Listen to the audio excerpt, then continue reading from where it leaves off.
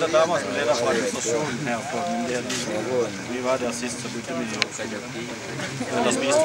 Hun sier at det er en væpnet gruppe som har angrepet en av de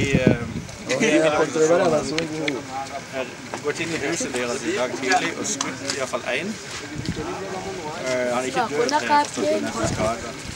Ja, but какая Обама? Shut up. We are talking here. It's not about Give me la rija. Og det som skjer er at Esbjørn Kamoto, dere er jo frivillige folk, så vi setter ikke noen inn og sier at dere skal gå inn.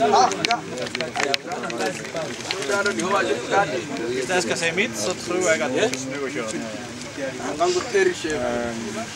fordi at jeg tror at vi kommer til å bli skutt, men det å sette andre sitt liv eventuelt i fare, det er ikke noe over. Vi kan ikke liksom si at nå kjører vi videre.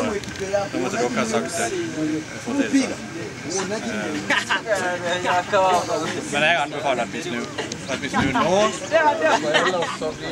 20-30 biler nedover. Vi får kaos.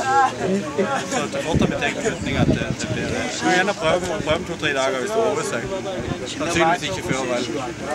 Jeg vet ikke om det er noen der som har noe motsetningsforhold her. Nei, det er jo dere. Da snur vi.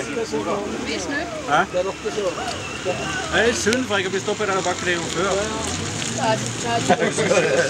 Og tredje gangen så er det Rune. Jo, men jeg har vært inne etterpå. Midt imellom så kom jeg inn.